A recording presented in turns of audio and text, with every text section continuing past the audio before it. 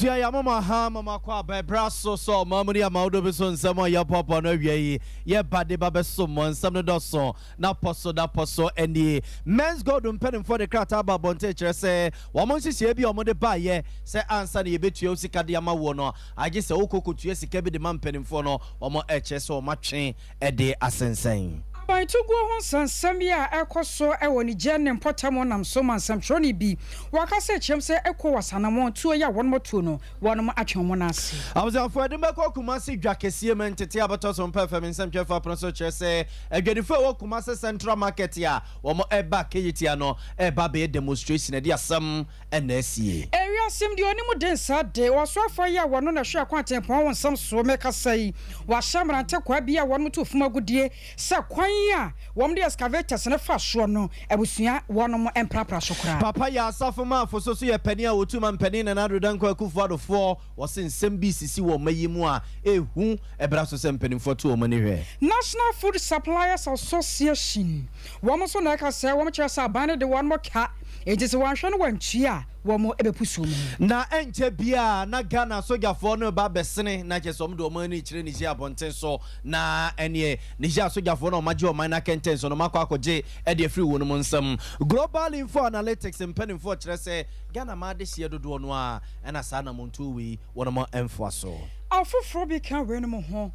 And ya kan nyina bɔ mu a yɛde ba so mo sɛ area prompto broadcast yɛbɔ sano so yɛde mo live ɛwɔ Facebook hɔ ɛyɛ Sompa 93.1 YouTube no so ɛyɛ Sompa 93.1 obetumi ahwɛ yɛ ɛwɔ ntentafidie no so afɛnsɛm no nyina da yɛkoro kyɛdi akogo abɛfo ntentafidie no so ɛyɛ www.sompafmonline.com okwa obenya bi no wakenkan enyumakuo bi adaroma and I want my sauce. Miso drink and mixer 5G. I will see one more creme set to chebre pum. Yabaka one when you want some padia chro. 3 air capsules, 3 air center. One more day 3 air core capsules and a dear bed jama so cocoa master no. Yes, no people bobby cocoa in nata a 2 bed charma what all. Dr. Bessie and control say. Or what ton of supper shop a new site on moi. A 1 hour yard the wash and wedding hujuma. 21st clinic and I was the sciatica expert. O qua. Yadian watch a war. I'll do it in another one see a duano. One but share no more the hujuma a day amount. When you make be and then kaya yard a brepamia do woman in other one some pabatuja. And you are no me new and an area more tea and can. Me ding any. Akosia ejewa kwade boaten meniminia nana ya bo malibia boga ensemni abzafo ye hyase de free Niger abonten so ye monimo sam deda se asogafo we Niger abonten so ajoman na boso sese ya he wo mo na bibia mampania na akonya ne kuta no Mohammed Bazoum wo ma ajoman ne de free ne nsam ni nyina so mo fi sekata sehye dwumde kankan ne proye no koso a wo ma eje tumu a enyeye na abzafo sa na montuo no enam so ma mbeka sene so a be na watching mienu nie eko asama mampenfo be ye nhyiamu eye Nigeria bonten so ema wo mo eba be ye ne se wo mo ama sojafo no na watche so mo nane o man no ensamfama adehye ne ma na watche na wo mo edema wo mu na twam asojafo no sunu wo mo ban a wo mo eda na de enkyere se ene ne kyere ye wo besa dane o man no e de akwakohye adehye ne nsam anu nto mo de agina wo mu si a ene se wo mo kekeka sojafo sie ne no mo do ma ko Nigeria bonten so akwakojo man no e de afri asojafo ensam enam so kwara ma na no yawada e de besi ne fiada memenda so no e ko asama ma ni nyina imu asojafo mpenimfo do mani kire e krapompere ma ntem be wa kampa bonten so e ma enhyiamu koso ne nyina ye kwane a asojafo no befa so do no makọ Nigeria bonten so o ma bia dodo o de beba ene brekura wo mo ebetie sima akwakojo o ma ne de afri Nigeria asojafo no ensam wo no ne nyina omba bedidi ho nkomo e ma ni o mo kwarewa e kubusa brewa keka ne masie ni a e plus ye times bia na busuafo sa gina sie no a ECOWAS mpenimfo asie no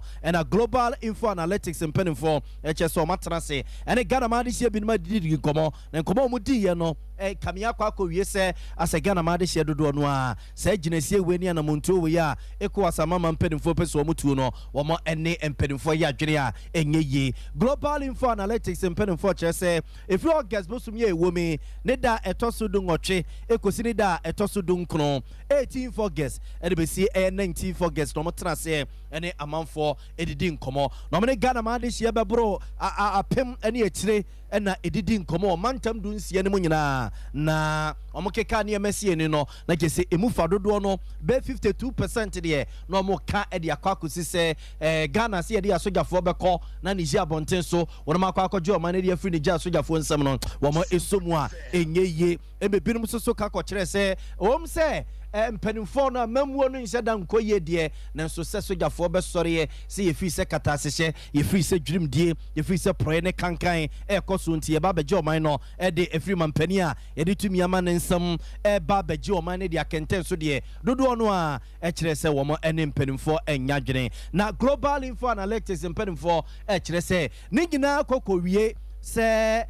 Ghana for asogafo no a mpanimfo pɛso mo do mo ko Niger abonten so no Ghana ma de hye pi no a ɛbonyo so Ghana ma de hye pi no a empene so nanso ɛya pamo a Ghana ye de ensa akɔhyase se ye John ECOWAS ne nko ade ɛkɔba se bibi kɔso ɛwɔ man bi so na ɔman ne ɛhye ECOWAS ko no mu a oyɔnko da no wodanti no ɔman Ghana ye ntime ɛntwe ho ɛnkɔ nkɔgyina baabi se ye kwakɔdi efi asɛm kwan bia so no ɔse yeso so ye kɔ na ye de asrafo ɛkɔkɔboa na nke ye wase ye bɛkɔ mano so ne ani opani Musa Danko a oda global info analytics ano akwakodin komo na busia ehoma na entutu mu yeguso atoto ehoma no osomu a yene ne bekwakodin enkomo no sana motuo ya ECOWAS mpanyufo ahyase ya won motuo se wode asrafo dom ebekɔ ne Germonten so na bantu go no won mahwɛ ade ya to ye ne yade ho hia ye papapa enam saya so ama panyipa bia wono ensamtwerɛ dwuma no wono so abene mu yera Eric Bawa wode atodwa ya wɔkyerɛ mu sɛ nyame no kwasɛm nie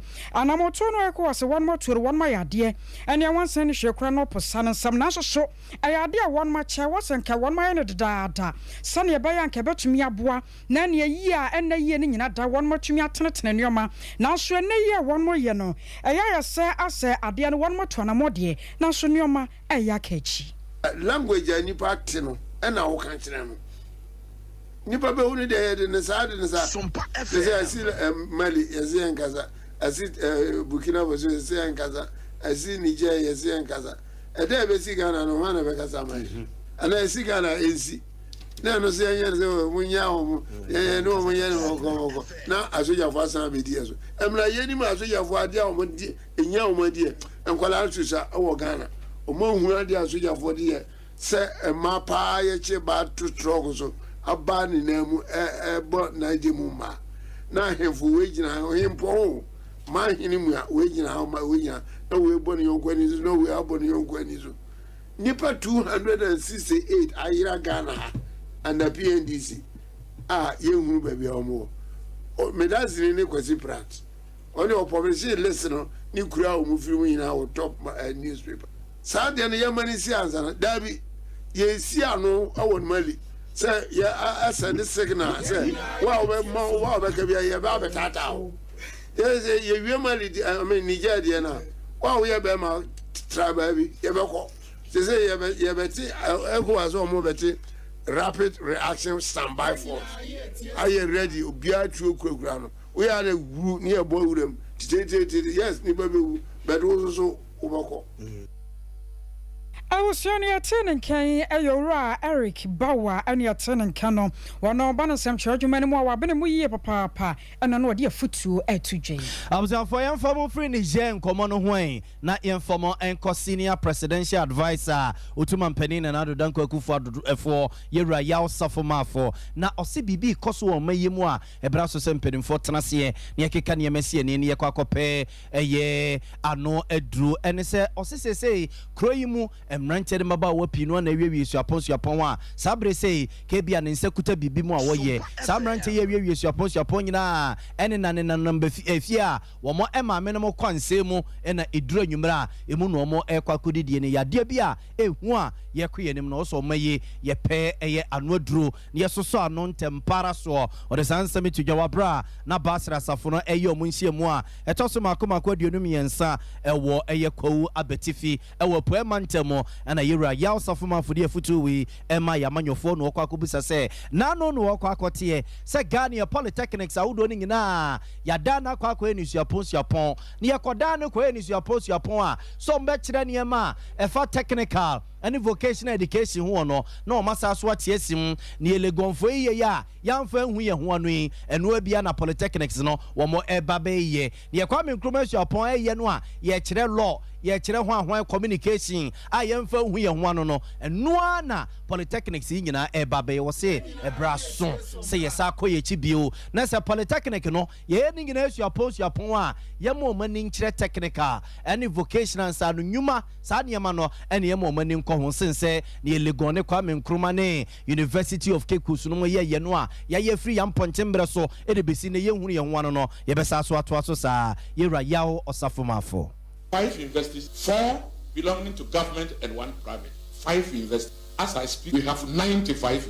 We have 95. You are talking about a period of 2005. That's when I was Minister of Education. That we had the 5 universities. Now it's grown up to about almost 100. Training people, but no hand skills. Fundamentally, very few come out with hand skills. So what is going to happen? It's scary. We need to do some serious respect about the education system. And here the government and the churches now on the drawing board and think again. We can't continue like that because unemployment is a serious problem and it's becoming a security problem. We need to be converted all our polytechnics into university for reasons I don't understand. We need the church and the government, because of your experience both in and out of Ghana, to sit the government to look at education. The presidents are good at this because you have been the cradle of good education systems in this country. So when we are in difficult education, we need to fall on one Christian unit. You have the know-how, you have the experience, we need to sit and we can't continue like otherwise we create a security problem for us. As a nation, we continue to navigate economic challenges. However, we can't solace in all this. And I am sure that with the thinking of the Presbyterian Church, my own regard for the Presbyterian Church, something else. It's a church that has grown through principles, that has come from areas which have succeeded, like Germany, like Switzerland. Your background as a church, your origins are the origins we need to develop this. And you have not been successful because of something. You have been successful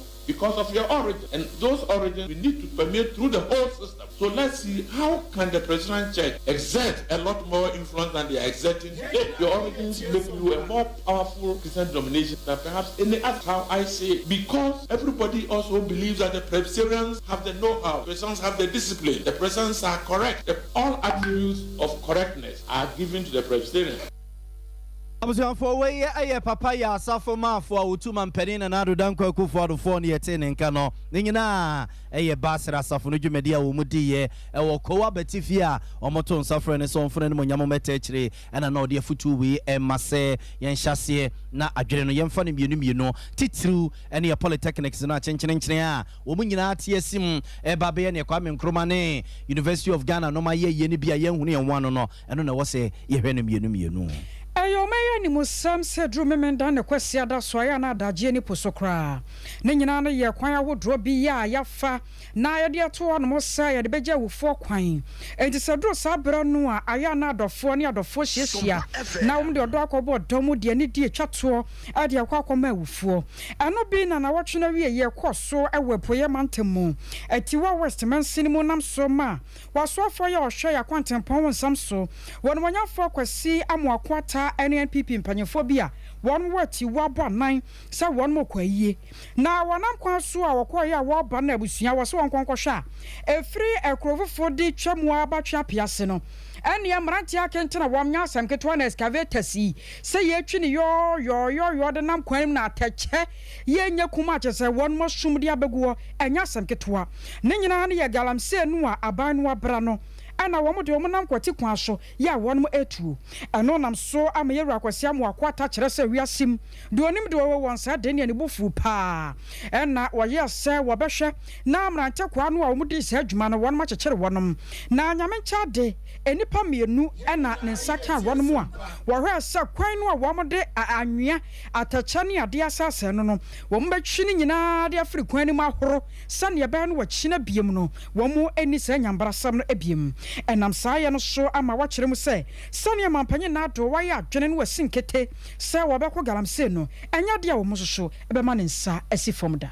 nraba ye fifunraba any me party for kadifo na ye petrol this trailer low bed trailer and galamse excavator ebi na esisi he no Look at this distance, more than a kilometer of road. On a second, soon now was so much tight road. Soon now, at a check, to Kabia and to be cars are parking at both ends and to be and they have destroyed the shoulders of the road. I stopped and ordered my bodyguard to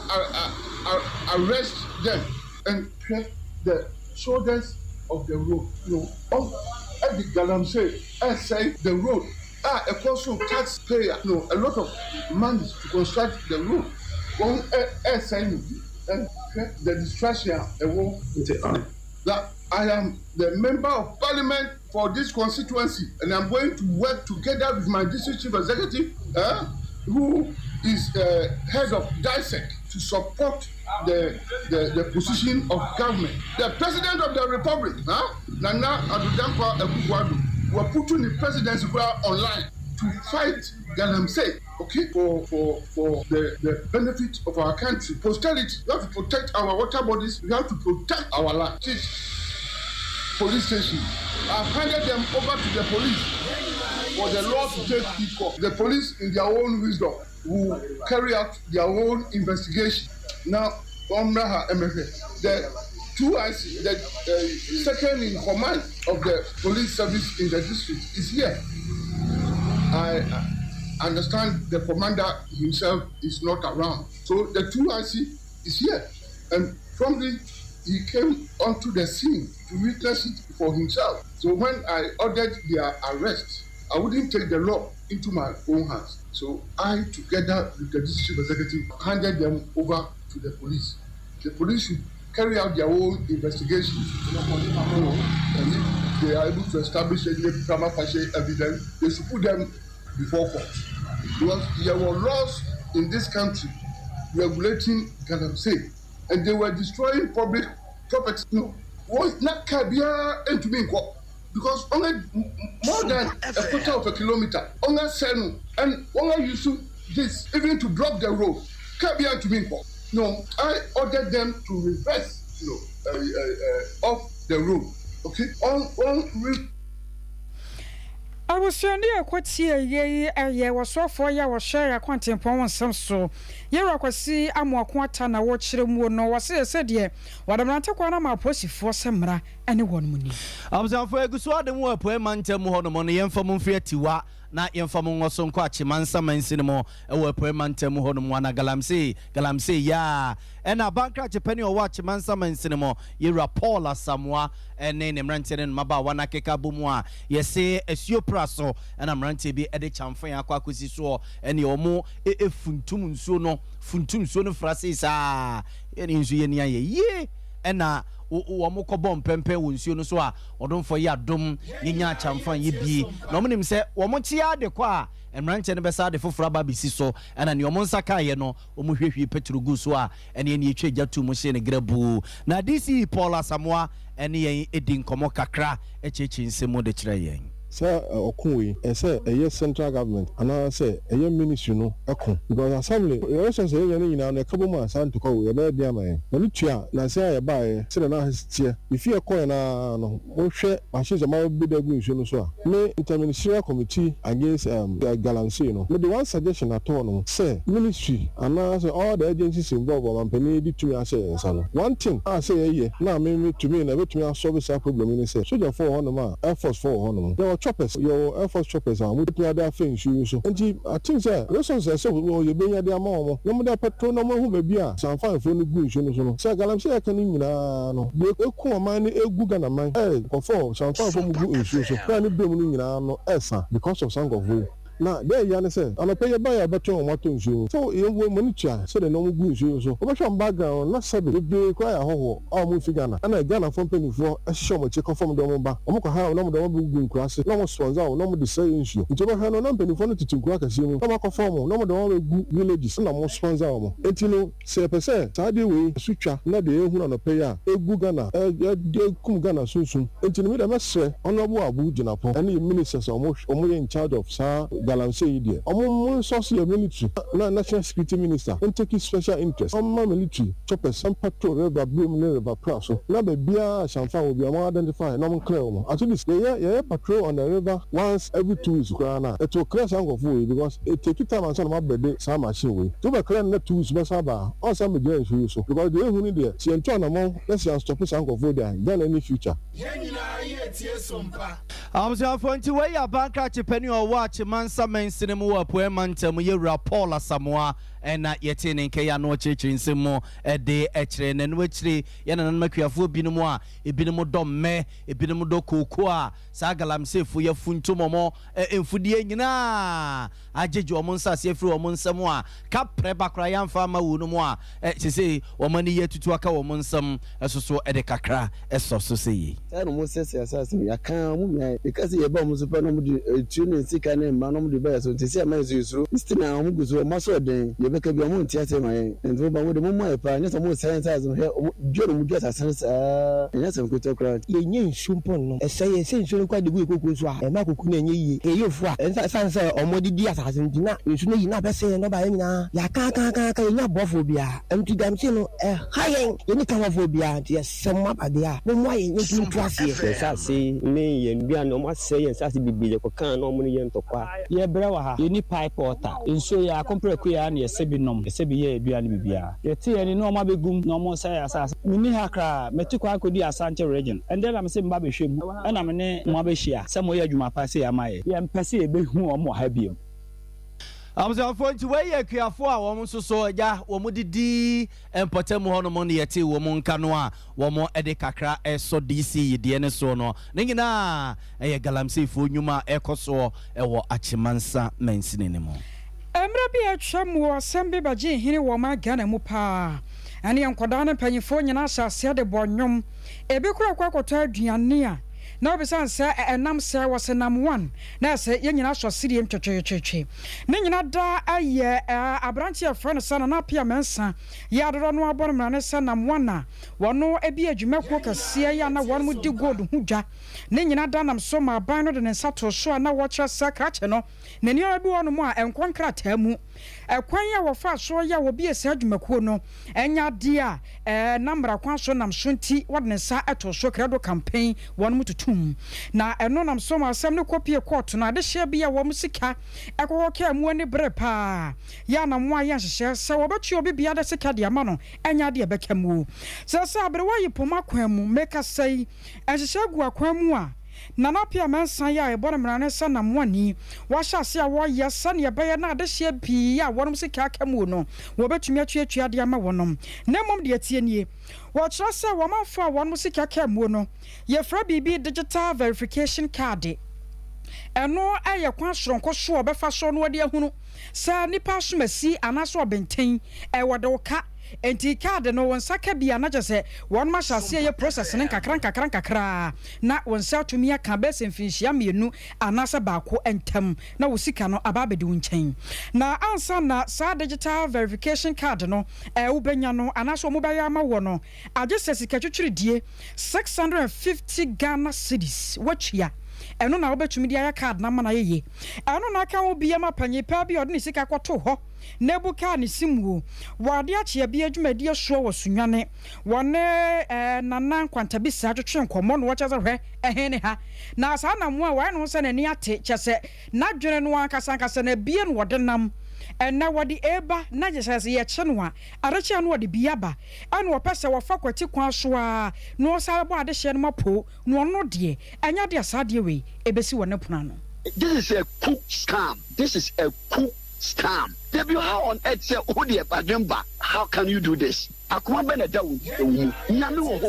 is God. I move say I am picking for call FM because all come and I so what we can advise so 650 per day top BB because no create BN. Me say a lot of people are muti say payboy. They were victims of payboy. Takwa who the first commit mama microphone number or takwa no affair. You mabo payboy you mutade kwa ye microphone nti dear and chichire be na chichire ne say ampa obetumi atua ene Ghana haye we o waka 6.5 million under what supervision now bet my side. Now it seems that you are becoming a psychopath. That is the word that I will use. What's when a psychopath? How on earth? Obey a day, there be obey a day. Actually, I can publish you as sign, as tampo. The movie the asthma. There are numerous engagements. Nansen and me or moko kobe bra like oko nyame amoko now ko show say kimawa unkwase wu. From day one, the fight ya be seen demonstrations are hold be no ye ko engage parliament ko Nansen anko parliament. Namwa is very smart. Anytime Bia who said there is a push now the BBA to blindfold people. I can give you instances. He's very smart. Oh, so I can't say so when you're smart and continue business. Because anything move push ya, who said more common the right institution is taking over no. What did BBA then he silenced everything, the virus. I was not just no. Nana pia mensa na one na dwene mabie papa ne adwen kase en wode na mawra ba fo amankwa en na wade ache bia so wosunyane wone nana nkwanta bisa edi nkomo yi na busiafo na mo anu ade atodwa se wone e kase an na wo peso ya manfo bukata jiji wono musike die nom ene ade ne pam no twa no sa 650 Ghana cedis no a wo ye senka manfo nkonkotua no wo mo atwem mo a na moan ene ne men's gold for no befa ho ka no ma ahweso mo be yen hyehyeye na wo mo musika ba be di mo men's gold wo mo atuatu musika de ama wunum na do che na nsɛmtwefo obusa ne sɛ na efimra manfo sika be di mo no wo mo atuatu bi de ama manfo ana ene wo che sɛ you one kai kra no nipa bebrum pim num 5000 de wo mo atuatu musika de ama wunum a wo gidi se pinu na aka kire a wo mo edisa hyehyeye we betu dwa sɛ be ye no mbetua ama na fa kwan papa so na bia enkoma ne nkontenti ene mo de sakrata we ba bontene so ena mamanfo se a wo mo se wo ma no de asi wo mo ho efina no fiada na de besi ne nti no wo mo esi akura waka eso onwe wo mo eja to wo no mo a afaka ne nyina no ma hwese wo metutu amanfo sika de afi ho no mo na pia mensa nkomo a woni ye boye ni principle or the morality behind charging people the access card, telling them to go buy the access card so they can come effect the verification. That is another discussion. But I do not think you would disagree with me in principle, okay, that if we are subjecting claimants, to any form of screening system, you would want to say we should forget about that and then just proceed to pay everybody who is claiming that we owe. Contrary to that, each time we have said we're making payments, we do not make payments. I can tell you on authority that based on the records that I have seen, that I have perused, we have paid over 5,000 people. It is by virtue of hard work background, yeah? So we have paid people. We decided that we weren't going to wait till we exhaust all the processes. It was important to manage the situation just so we do not disturb public peace with, this our business impasse. So based on strategy, we decided that every now and then we would dish out, some people would expedite action on work of some transaction that we have.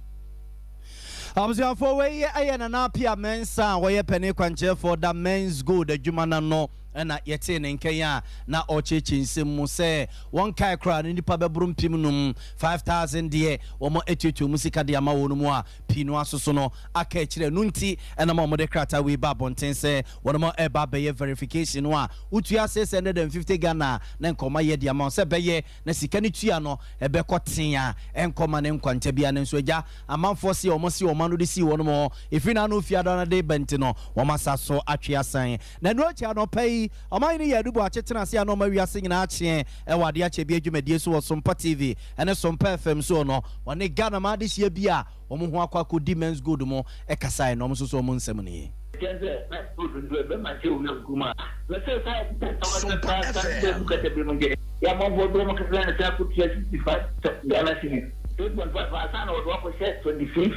March. That is the Ghana 24 Ghana. Nekos of Ghana, young Shadow, the picture of the Michelin, my the conquer before the about I mean, you want to that prison. Between the 10, a book on Ria by Sita Cashier, not to Ghana had that. But they come to Ghana, I mean, because sorry to say, you need president of Ghana, because your president, the power of Ghana had the because I'm going to say that. That you agree. Dada, you cannot occur. So now, you any feedback via after and there and now it's not nobody's kind of the mind. Then time now. The loan be or bank be. Nipa na receive a man for an so. Let's see that loan no. More many can be audience after now. Mr. and Canadian. Mental on my doing. Yeah, by 2025 I can with child. What is the guarantee the Ucha? By 2025 now that supply won't come out of it. But this is the job I said, and you're right now, and I know about it. I'm not just couple from. I don't reactivate them out. If you're back for yourself, I'm prepared to do something. Yeah, we're fighting better for that. And the other day, message is the Muslim. Telephone or amount telephone is here again. It's a yes to Japan. Is there I don't have almost no. Abuzanfo we eye Ghana ma de hye bi no mo ne yete wo mon kan ne nyina eye men's good na pia mensa ne nsensem ya na omso mo kire madwene de afa ho no na ansa na nuane be ko suku ahodo me kire senior high schools no ya wako bi a won mo hwede ho dwuma da wo mo na so papa ya nya semgetoa ya to won mo den National Food Suppliers Association wo mo na ka sai won mo kire se wi ase fifi boni e fra bo aponche wo bi hunu bi ntia anka obehu ne mobo na maniama won so ye mfa tutu ka ne nyina ne sa ban de wo mo ka na ka ban de wo mo no satie nie payefo se nyuma da aseni wura no ye mpantam nya asem ne nka ye kwa ma no so na ne member ba ko Yira Kennedy Frimpong William akwa kodi ho enkomo obanye pa wotime nka ye mo ha o ya le mo so abuja fo na pom ya de ba de ada pa mo so oh nyame adom ye so ye ho ye ama me ne nka misa bosome dodo sa na ban no de moka bi odi muzame cha atifo nyira say de omosi aye no say omaka abom 2022 afie twem no aban de yakakakra in payment aka no fansa aka be say 70% and sana omotometua 2022 de no amaya na afie aye 2023 de aban nyanko ho kra say obetua enti sana etie na moposo wo mo no ade asam na won mo kan san seminim se sane aban no suku ho nsem hia no ya mofra no da na koma so sa no anya den ya mo ka bibi kire no a obetie mo bo ne prumo no no osesai yo etisa ye bo aban prumo no ye akosi ye ne se na otwe twem no ye ene ye mpanimfo no bi ma omukokohia bafa stock openye oda no one ye freno Hanan ndom kohia openye Hanan one ye chief executive Nanabi na omo ba omo de asem desu na ba ye omo maete afese abanse eye na otwe omi free ne ya ekosi ni fiada nyame ya aduma yebeti omo nka na 2022 sika na ekae no so omo ntime anwani nyina akra na obenya mu fa kase na ede amaye enti omo de tu anim saase anwene ho ye mpanyimfo so de betu anim ye ka kire omo se sebe ebi da wonuma na otu ye bene enti yebesom 2022 de na omo so mbetu bi amaye no yebesom ni yesom wi a afi ya hwe Emra omubetua 2022 final payment yene omuwie 2022 final payment na fe na ne eba fi so de 2023 adwuma ya from January besinde na fe na ne yesi eba ba behwe eno so kwan a ye befa so a ensabe kan sika video bi awo hen Facebook ho mentimi hunu ayamo a mo na mo da fo mu yi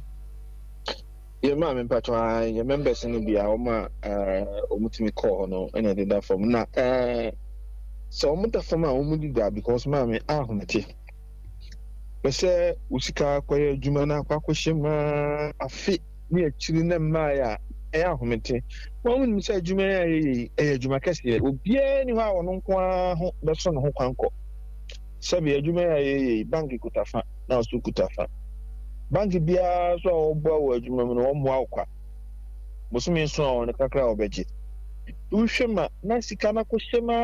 kyɛ no ne wohwɛ interest rate na 36 to 40% na ɛwɔ Ghana ha nom na wote hɔ a na ho tetew na wote hɔ a na wodi yaw ɛde kɔsi sɛ ɛnkɔduru sɛ amantua wo ka no na sika no na bank fo afa ne nyinaa yɛmu bebree wɔ hɔ a the last time abɛma yɛ sika no ɛkɔtɔɔ bank no yɛ bank fo no ama yɛ bi because interest a na kiri wɔ hɔ a wɔsi yɛtua no na ahomete ebi virtually sika no yɛdi adwuma no de ne nyinaa no ahye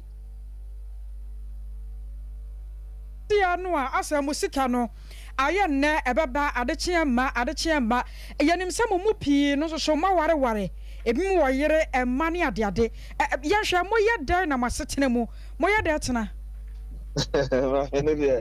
Ndi wudi busa ɛden paa but sabe panyimfo de bu bɛsɛ Nyankopɔn ma ɔma bibi ni a ɔma de nkyɛn yɛ te so paa ade akyi ade nsa nyinaa yɛ homete nso maami yɛ bɛyɛ ne den so wo tɔ bɛka a mmerɛ bi yɛka kyerɛ yɛ members no mu bɛyɛ mmienu baako ɔde ne ti pressure saa kum no wa muni ato di du baabi na wa mo ho so no wa nhyɛ ho nkran a sɛbe na wa hu no sɛ bi wɔ hɔ a wonu sɛ de obedi bi ni wa wonu sɛ de obedi a wa hwɛ ade ahometie bewu ɛde pa ande yɛ nka bebree so so adwane akɔtɔn bekyire ebe yɛ wai ejisa sia no mo hwɛ aban no anim akɔsi da ban na memfa won si wadaroma enti wo ma hyɛ sɛ na otwi yɛ bɛte wo nka enti yɛhwɛ anim sɛ nyame de nkwakyɛ enkoduru fiada ne de tono ne bia nyame ya doma na yate o nka na yenye bidia akototua yaka ani ame na kra nka nkwa akyire ye twa fiada nyame ya doma fiada be san so abo opunum ne ahwede akwa tacho ya dama si bebrebe yensu da se abusuani ne de nkomo yi eyoru Kennedy from Pon Wano National Association the food suppliers waka ho bi papa na wo kyere mo se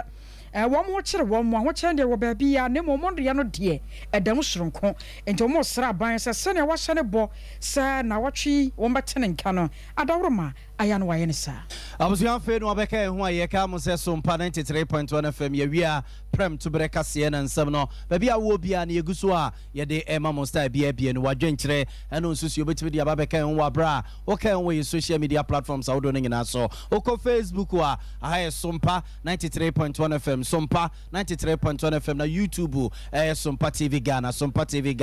wadwenkyerɛ no nso so yɛwode bia hɔ no mo a abusuan fe gu so a yɛbɛka se no ma mo yɛbɛkenkan ɛde amamo sa wote enka obono ne afoma ntem ne mo a aha yɛ Sompa 98.9 FM Sompa 98.9 FM na sa wobono is mantan mo a sa yɛ techima no sa yɛ nkransa sa yɛ kentampo aha yɛ Sompa 90.7 FM Sompa 90.7 FM na wasantemantam mo ane ne nkwado a aha se yɛ Sompa 93.1 FM obusuafo yɛ o chaso hwɛ yɛn ɛwɔ TV so a na aha yɛ Sompa television adama and Ghana for nengina and a baby a wubia no o shayen now sa so 80 yen yan to akase no so mamona busia ye former and consum from Mobeka senen so ananu ya and then this among you could krata betu daya Bank of Ghana pending for ekukru e de esinkra pompemantemo say a year or more atna ye kese ningina say baby o mine aba bedru sese ya ye wonhie hia yen ye paya cinema ye hunu baby a na Ghana yes ye nika pre no Bank of Ghana pending for etimanya be $250 million ya yes o mu di sida fofra kwa kotenam e won kra pompemantemo and this amanyo ko de betu dwa se wo mo ama pending power that Bank of Ghana no na watch me ensa se so mpene to mpene no a onfo na dwumanto ma nyesa demonstration ne ye kira wo mo de be kona tena ye no makwa akotena wonom no wontimi na yatete se ko bi e from se arise Ghana for se omo kind this amanyuku mpene mfo ho no mo atusa na mo no ye ne penin pa ba ko a okasa edemakuyi Rex Soma enkode enkomo Rex ma han Ejosmenia na mejima di sa ho ye na me adom me ho ye pa yɛda awurade ase Rex na nyankopɔn yɛ adom a demonstration no da bɛɛ paa na sɛ menka ne sɛ picketing and demonstration no da bɛɛ paa demonstration no ultimatum no so a the demonstration date ni bɛba abɔnten na say na koso na obi abusa sɛ adɛn na Rise Ghana sɛ mo join NDC ama wɔn atu saa na mo wei okay ubon sa Rise Ghana de yɛn bibia fa o man no ho a ɛkɔtso no yɛdi ho a friend say agyinamu na yɛntia yɛde yɛkam kɔbɔ NDC minority na no ɛne sɛ ɛkwan na ɔmonam so no ne kwan so ano no because sɛbi ɔman a yɛte mu yi Bank of Ghana a friend say governor a ɔyɛ Dr. Addison no adwuma na ɔyɛ no mmara da ho ɛno nti na adwuma no is protected by law president different me nyina di le mo no no ankasa mmara na da na adwuma no ho no wabu mmara ne so enti mmara na wabu ne so ɛho so no mmara na eyi na di ɛno nti na yɛsɛ on resign no because watwa sika gum wabu Ghana mmara so atwa sika du agum pali 77 billion sika so de yɛda ɔde bɔ Ghana Bible sia completely against the law and na my sika say the one who doing in our from as a toilet paper say inflation Ghana inflation is over 40%. It's na ma enyuma ko bebre egu sanya ma nyina ntina ama mo so ma boka 60 billion no na utumi trase na wo ye hwe han da wako school ni mo ngoma na wo ye hwe han ma sabi sika poli 60 billion a year free Bank of Ghana na wakro ya masa kwatam sika na fotika $250 million I would kwa see office me can see sika ne pepe o wa spend ya na ka so party parliamentary approval o man koye eti sanema we nyina aka ho na ye say ye flat for ye namfofo nyina CSOs different political parties ye fa ye tammo minority na no because a final nam so no e ye kwan a e boa Ghana le nyina ye test stock on Bank of Ghana and the card is in among for omdo resign when can so trust kwa me ka kire no wo bumra so emra na obusu no adibalu ye sika ama oman na boka ejika no answer wa resign na do woduma to ho as you know Ghana there be because Akufo-Addo etanechi Rex Rex na no Bank of Ghana for nchire mo de baye statement o de baye no enye enough wo ho ai timi mase bia o ba be chire mo say debt exchange program on ano ye no e ka ho bi e na omo headquarters for no kra na omusie no enye ne no mo ba be start here omo start ya che no mo ye ne kakra mo fi say sa explanation we omo de aba no ento asom wo ho asante for be friend kotokrani nkotokrani e no mo ke ka kire ye no seven previous na mo mi fa Dr. Addison say wabu Bank of Ghana Regulatory Act no so ana so ombu so emra say o drive wa who traffic light so red agina who traffic light red when you know what the kind of body pa manawu etinchemu bia bekemu bia doesn't make sense wabu mra so ana o mu mra so that is my question what chesika guma na o chesika ngumu wabu Ghana mraso but you know the intention mu nyina no ehuru that's to because I just bet na ko yes can wa be chechire kumuni pa we are not chechire dey tia ku no everybody will have an explanation and then na mra ho it's yes red so light is all red I mean chem wa ko chem dia ko kumuni pa we be chechire who chechire say yo na Rex obisu babu sa se entotu ya was a Rise Ghana mo ye mo members ma ho boa se bia mbebo police for amane ene ade nyina no mo ye e de atwen date na sa demonstration ne picketing ne bekoso ye we am so pepe so wetie obe read the statement na e de buy na ye say for now we are joining the minority so minority ne ye ne we are join no mo no na say Dr. Addison ne nko for resign ya enya dia yes support the protest and then channel ye be koso sa kopem say ye benya justice ate Rex ene miemfa wonsia na ye koye anim no edu baabi ne ye besa so ahia wonkyire mu a ye besa so aba na so bia wie de ye da wase ne wadaje mesme da wase yo abjafo we ye Rex o ma wo ye penimpa ba ko a woda Arise Ghana ku no ano na yete ne nka na ochechensem e de kire ye no ningina ye NDC amanjo komra sebejafo enkrata omode ba bonten e ma Bank of Ghana penimpa na woche miensa so mfo na dwumanto no mo so amfa nto no mo a wo mo ekobo dompem o Bank of Ghana tena kese a e won kra pompene mantem aye dede kosi so no a edina dwuma ebeto no mo na Arise Ghana penimfo che se wo mo eko no mo NDC amanjo kuna koka ntoma na sieni no mo atusa na mo no abuzafo asemi ye ni di akire de befra to bia no yemfa enkamemo ye gina we so na ya dae ho atwasi kakraba ye ba ensem ne pi no aka akire ye beko kejetia Central Market ya tese ma no ebe demonstration de asem na esi yenkomre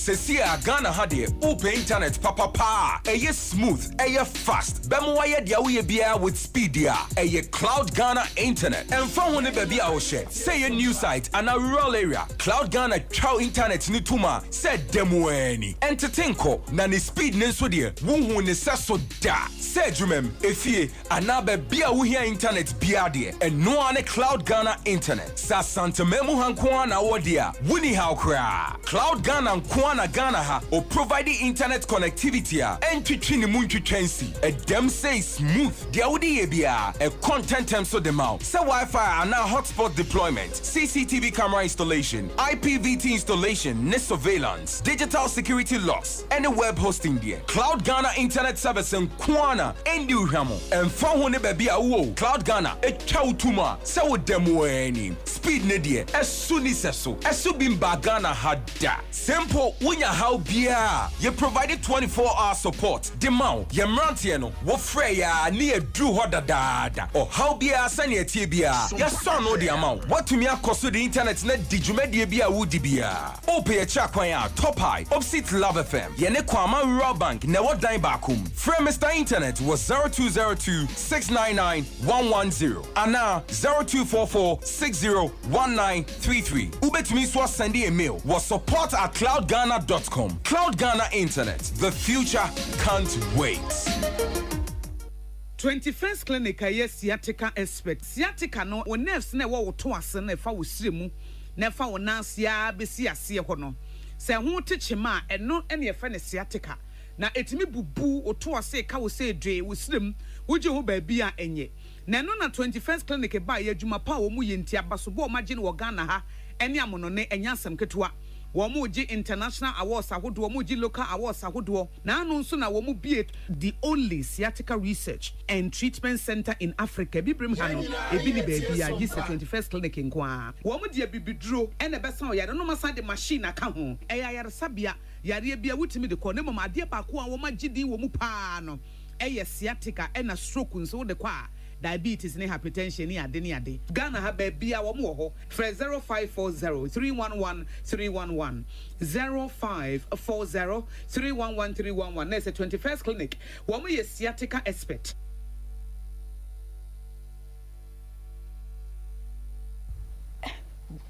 abjafo ya sama makwa babio ba Sompa 93.1 FM ya prem to brekasie eso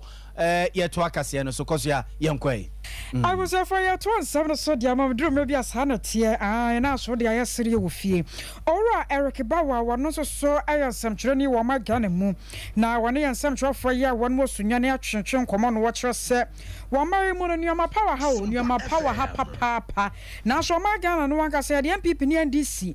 na efra ya ni esisi ya so enti drum maybe ayanso da hunu nyama paasa sare yanke wasanke yehunu no wo kyerɛ mu sɛ wo hwɛmu a wo ma yɛmfodeɛ wo nsɛm so amakyɛ agriculture no anka yɛbɛtumi adane nneɔma sakra nneɔma amansakra yɛabam na maburu no ani atumi agye ho nanso hwan na ɛkɔ akɔka abɔ ho dawuro ne nyina akɔ akɔda ne MPP ne NDC ɛna ɛne yɛnnɛ baabi a Ghana yɛtete aporo aduru nie wɔne yɛnsɛm kyerɛfoɔ yɛ a wɔn wɔn kranza ɛna di saa nkɔmmɔ yi a wɔkyerɛkyerɛ nsɛm mu ɛde kyerɛ wɔn mu sei nka amango bae ya anantwie wi ni wura mu ama nsuo gu konko ye bo ano te sema nyaadoa ye yam di gu konko aben nkwan eno anse wo ye na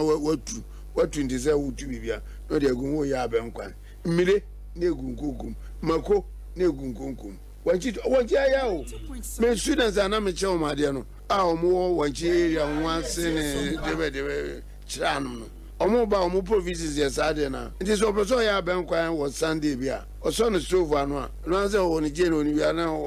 makwa kan aba kan bibia ye kan nwa kan ina o wa ya ben kwan wi na na mze ye mu abuafo ne ensi factory a ebe bo akuafo na ye ne sa se kan na ye NDC NPP a ka obeti ke ka ye na NDC wena nti mu de muto no wa ye mo agin se ye sora no pa bia ye nko kan NDC NPP emra asem wo te se wo ye nkranza ye kuani ye kan kuasem wo so fa wadwene bra na ye ma kua no enye krabewe na mnante na nya Libya ne debe Togo ne Accra na okọ Accra nkranza for boys a omugu aye shujan ba bi omuda ibe mobo amoso mo mfran for magyo na munya NDC MPP ya bre ni NDC ni MPP Samway Ayora Eric Bawa for your common so near new opening Joseph Owusu Akwakodi Enkomo Combine Kumasi Central Market Traders Union woye penimpa bakwa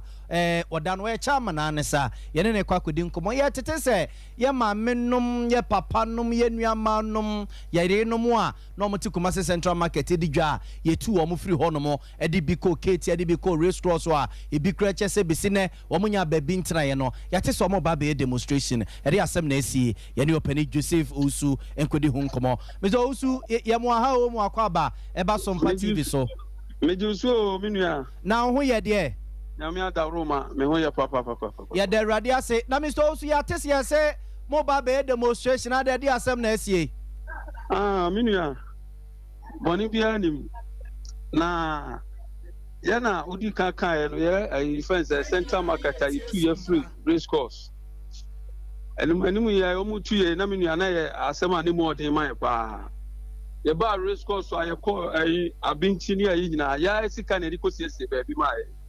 e ja ye pa santiman empuntu ntino ye bo modern ye sa de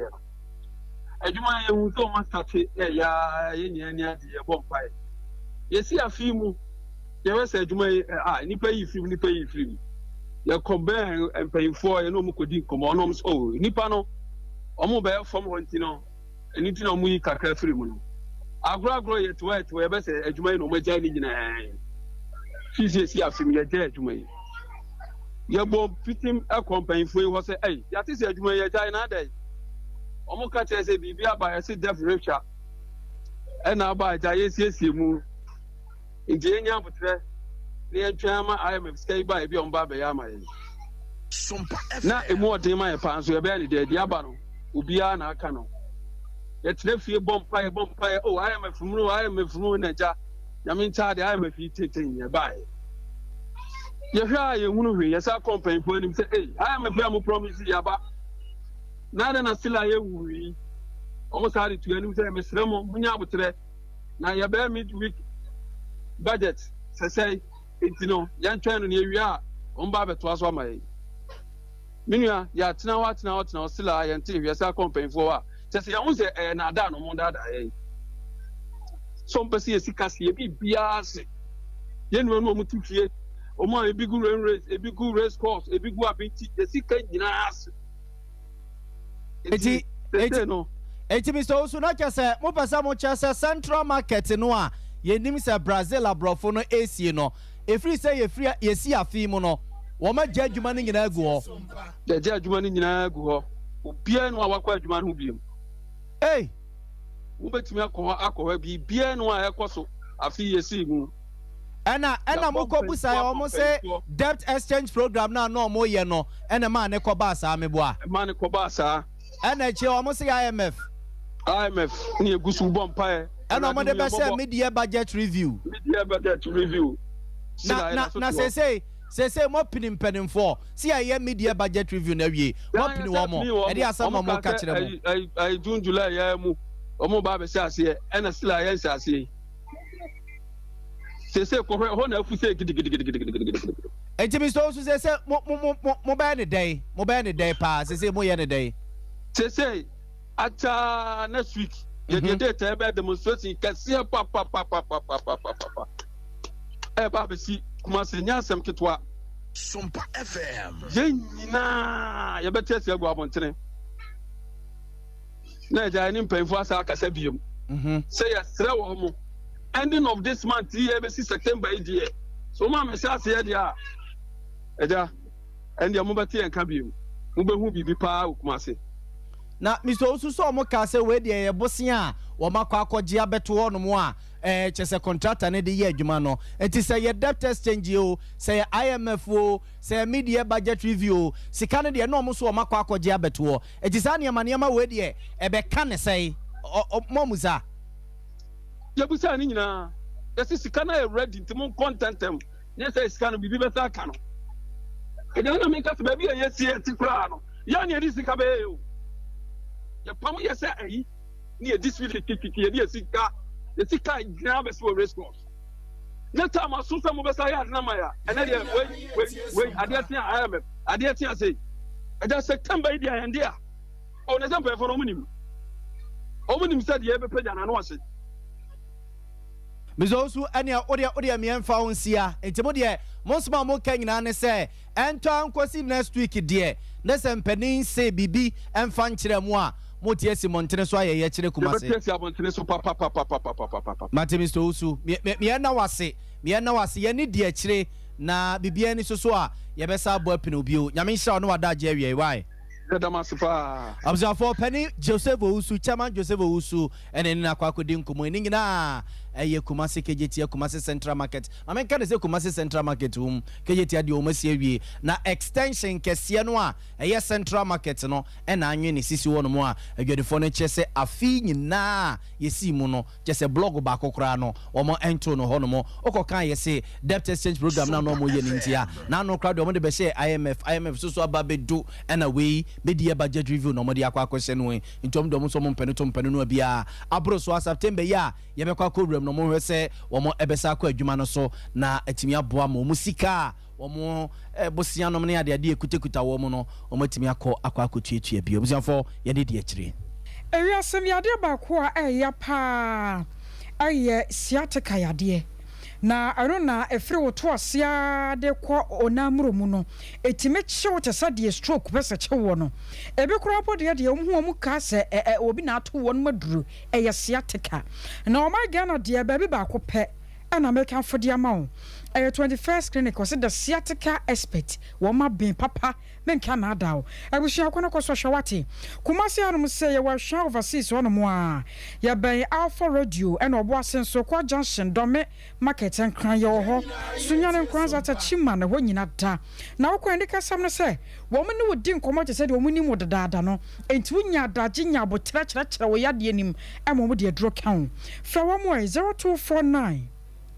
311 0249 311 311 and 0540 311 311 yanko tano so patapa new site apatapa junction ho abe ho asem na make maame no jai abusuame Canada Dr. Abedie wo nuru ankasa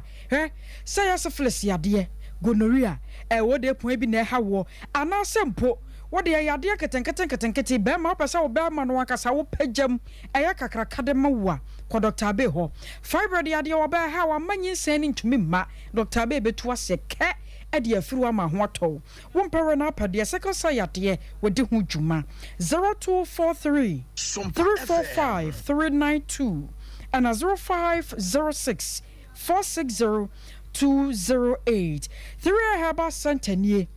what 3 equal capsules sabako master no ampa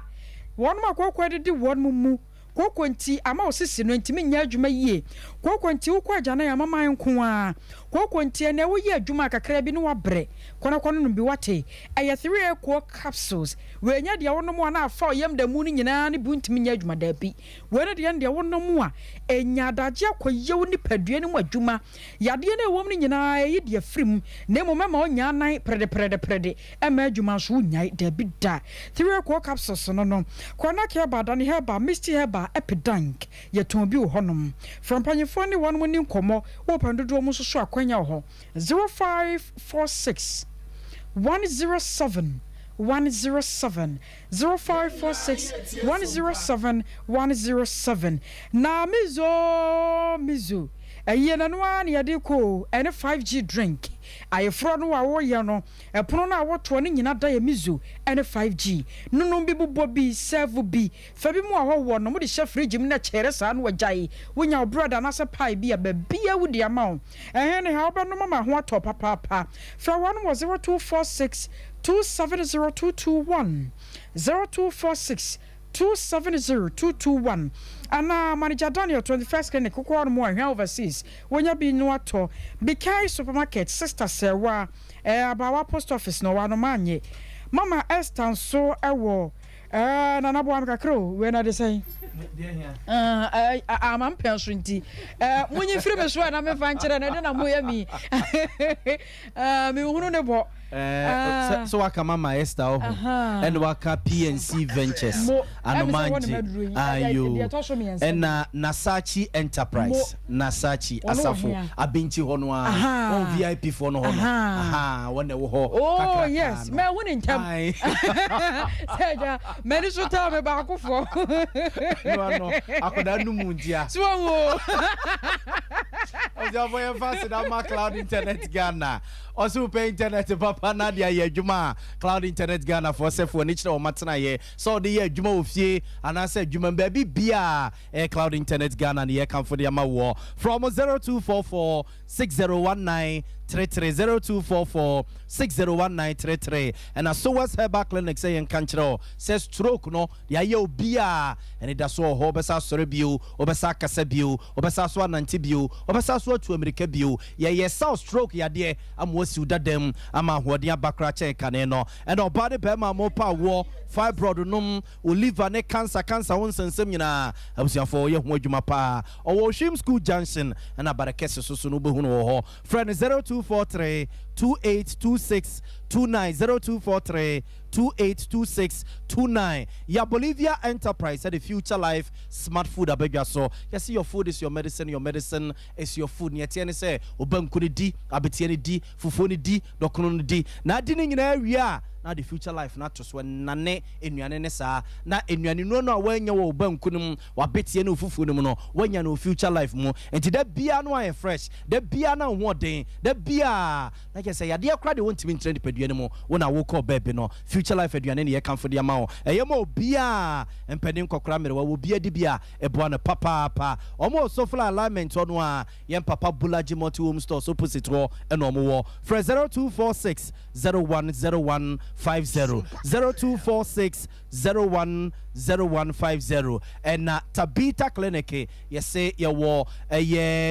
so full alignment ono a wafu so full interchange no a wo sanity sane ye wo kopatase no alignment ono a wo nsani fa so ye wo hono mo na ye say prostate mu yade bema medical catch so what the 40 45 50 hono mo ko no a o prostate no mo ni nko ho e bia say wo dwonso wo te ya wo obema ni mo o dwonso wo te nka se dwonso na kam wo te mansa na timi aba o dwonso ase moje bi edede akire ni ade no a e prostate ni na ebo nkai na mesre wa for ni kire Tabita Clinic ni yenhwem fama enye prostate yade nko and ye ho adwuma diabetes so no ye betutu ase ne ya hyase de ama and na liver no a ye si nsuo bia begina ho nsuo bia ba begum kidney ne so asai ama de aduro de age transplant nko abusiafo ye kamfo Tabita Clinic de ama kuma se sofla alignment no a Accra Medina takra de ene sunyan so omo ho ene omo ni nkomo wa homan so 0260 1962 0260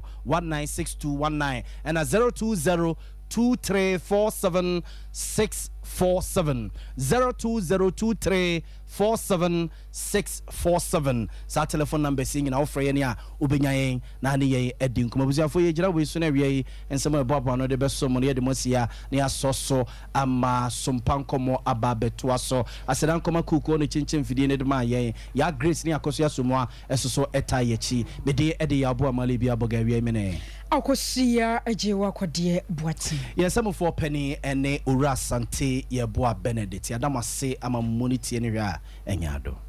eje usu me sawu kokroma ya to trader sako powder bidia droni bibra me wine